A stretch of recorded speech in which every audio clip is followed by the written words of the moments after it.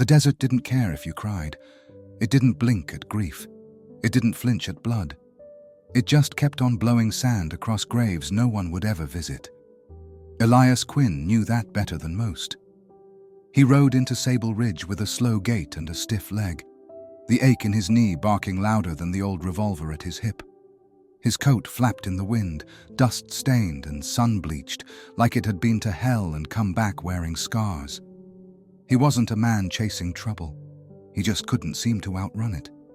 Sable Ridge wasn't much, a mining town born of greed, sitting crooked at the edge of nowhere, half-built, half-dead, and held together by whiskey, sweat, and the iron promise of a railroad that cut right through the soul of the desert. The town's heart was a saloon, and its conscience was a sheriff too well-fed for a starving town. Elias didn't plan to stay long, never did. Just long enough to drink away the faces that came in dreams, the ones that screamed when he'd been too slow, too late, too broken to save them. But fate, cruel and clever, had other plans. She walked into his life with fire in her eyes and desperation on her breath. Zora Mayfield. He first saw her through the saloon window, her green eyes cutting through the smoky haze like a blade. She stood near the back wall, untouched by the noise and stares, holding a locket between her fingers like it was the last piece of hope she had left. He watched her from the bar, something in her, something in the way she didn't shrink when men whispered, in the way she didn't look away from the contempt they threw at her, snagged his attention. She wasn't hiding, she was hunting. When she walked out into the street, he followed. "Zora," he said. He hadn't meant to speak, but her name had slipped from someone's lips inside, and now it lived in his mouth like it belonged there. She turned fast, wary. "Who are you?" He didn't smile, didn't lie. "Just a man who's seen a few things." "You following me?" "No, just noticing." She gave a half laugh that held no humor. "Noticing usually leads to judging." "I don't judge," he said. "I listen. And you look like you got a story worth hearing." Her hand fell away from the locket. "You're too late. Most people only listen when it's too late." "Try me." She studied him. Dust clung to his jaw. Pain lived in his eyes, the kind you couldn't fake. She looked away. "My boy," she said finally. "They took him." The wind howled through the street, stirring tumbleweed and ghosts. "I heard," he said. "Then you know I don't need pity." "I didn't bring pity." "Then why are you here?" He paused. "Because maybe I know what it feels like to lose something and have nobody help you get it back." That night, he sat by a fire outside town, drank slow, remembered slower. He remembered his wife's last breath, the child she'd carried who never made it to daylight, and the blood on his hands from too many men he'd put down in the name of justice, until justice stopped meaning anything. He'd worn a badge once, sheriff of Coulter's Hill, but after the war, the town changed, and so did the people in it. He'd buried his family under white stones and vanished into the dust. But that woman, Zora, she had that same look his wife once wore, determined, dangerous, alive, and she was alone. The next morning, he rode to the edge of the mine. It sprawled across the land like a gaping wound, wooden scaffolding, piles of ore, wagons creaking under weight, and the black smoke of a machine that never stopped grinding men to death. He saw them, dozens of men, mostly black and brown, wrists chained, eyes hollow, forced labor, not hired hands, and watching over them, rifles in hand, were the Red Devils, ex-Confederates turned mercenaries, branded by war, kept on retainer by greed. One of them spit tobacco on a child's boot print in the sand. Elias's jaw clenched. Later he found Zora near the tracks, crouched by a rock with her eyes on the rails. "There," she said, pointing. "That's where they load the men. Say they're working. Say they'll get paid. But they never come back." He didn't answer. "I heard a whisper," she said. "Someone saw a boy, about this high, light brown, green eyes, scared. On the outbound cart 3 weeks ago." She looked at him. "That was my son." Elijah Elias said nothing, but his hand tightened around his saddle horn. "I need to get inside the office," she said. "You'll be killed," he replied. "I'd rather die fighting than live wondering." They planned it that night, under a silent moon. Elias would draw attention near the loading station.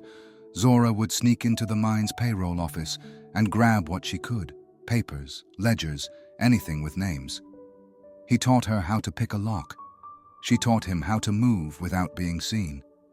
Their partnership was forged in necessity, but something else was growing too. A quiet understanding, a thread of trust. Neither of them spoke it aloud, but it was there.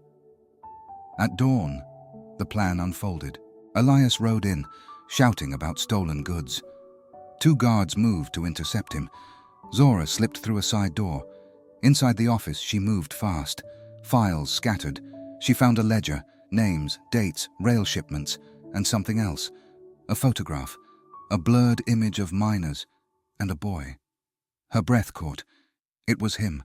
She reached for it when the door burst open. The mine boss stood there, gun half raised. "You little—" Zora threw the ink bottle at his face and ran. Shots rang behind her. She didn't look back. Elias saw her burst out, clutching papers. He wheeled his horse and galloped down the slope. They escaped with the sun on their backs and gunfire echoing in their bones.